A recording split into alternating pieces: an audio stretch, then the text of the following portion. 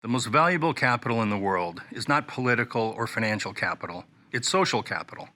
The commitment we have to each other as human beings, whether we know each other personally or not, holds communities together. The global economy, global drug trade, and violent conflict have created unprecedented migration around the world. We must respond with both our head and our heart, a commitment to economic and national interests, but more importantly, to human needs. Our response cannot be reduced to a simple narrative or narrow solutions, particularly if they rely upon viewing migrants as less than human, or prey upon our worst instincts. I recently traveled to the US-Mexico border because I had grown frustrated with the narrow and sometimes misleading debate taking place in the US. I wanted to see it for myself. I learned that fundamentally this is more than a security issue. Our nation's borders must be secure, but what's taking place at the US-Mexico border is a multi-layered, sometimes heartbreaking, and sometimes inspirational human story. Treating it as a security issue only will lead to failure. If we want a lasting immigration solution, we must deal with the problems in the US and the problems in the home countries of these migrants. Please watch the following video. It tells the story of human beings, our most valuable infrastructure. We need migrants to succeed, not just for their future, but for the future success of us all.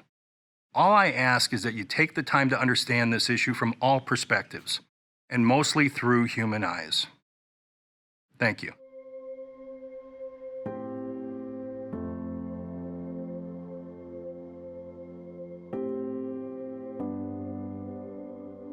Hi, this is Brian Gallagher here visiting the US-Mexican border in El Paso and in Juarez, Mexico, in the state of Chihuahua. First of all, I have to tell you the response to the overwhelming number of people who have crossed the border or are trying to cross the border has been inspiring. Here in El Paso alone, 1,000 people a day are being released by ICE into the community. We spend time at St. Thomas Aquinas Church. Father Ed is the pastor there and essentially turned his church and his parish into a welcome center.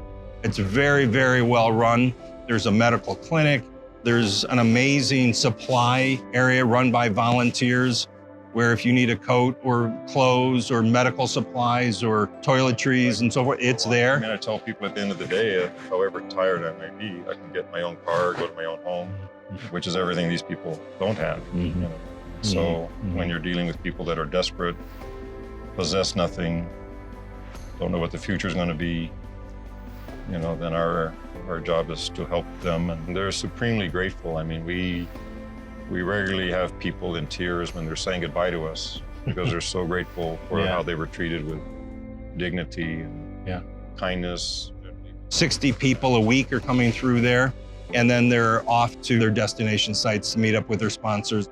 We also today took a visit to the border fence in Sunland Park, New Mexico. It's just across from Anapra in Mexico. For hundreds of years, this was one community. When we put up this barrier, that separated those two communities. We're doing this for hundreds and hundreds of miles.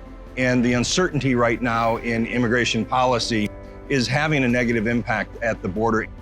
There are places where fencing makes sense, but fencing is not the answer. The question is, what's the future of our border communities and the relationship that the people in businesses and local government leaders have with each other?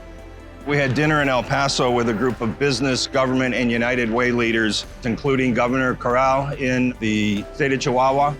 Y es muy importante que el director y el presidente de Fondo Unido vengan a Juárez. Cuando las Naciones Unidas quieren realmente enterarse de cómo están las cosas en el mundo, mandan a sus relatores a las zonas del conflicto.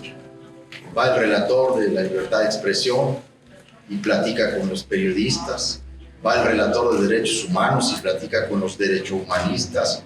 Van y visitan las prisiones, van y visitan los campos de concentración.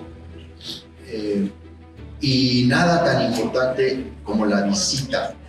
One of the things that you heard over and over is that it's about education and jobs. There's opportunity in this conversation if we'll think about integration more broadly. There's a sense of frustration that they really didn't have a genuine connection to leaders in Washington And these folks in El Paso just want to find a solution. After we left lunch, we went to a shelter and multi-service organization run by a priest named Javier Cavillo, 450 men, women, and children in this shelter. The situation is desperate, but humane. We heard from a woman from Nicaragua whose husband was brutalized but not killed. She knew a lot of people that were killed in her rural community. They then decided to run, ended up in Juarez. Tuve que tomar la decisión de emprender este camino tan difícil hacia Estados Unidos. Vivo con la incertidumbre de que este gobierno me diga que no y que yo tenga que regresar a Nicaragua. No puedo regresar a Nicaragua.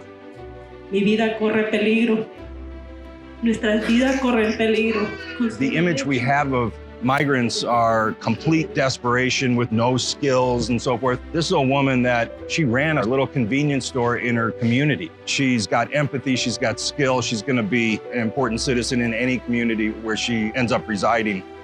All humans look for the same thing: personal safety, financial security, a sense of purpose in their lives, and an emotional connection to community. And I think we have to somehow strip away the political warfare that's happening in Washington and other places and get back down to communities. Let's think about the humans that are affected by our decisions economically and politically. This is a large, important, complex issue that deserves that kind of response. It's solvable, but only if there's a serious narrative that really takes into account the needs of all humans, and we need national leadership to support that.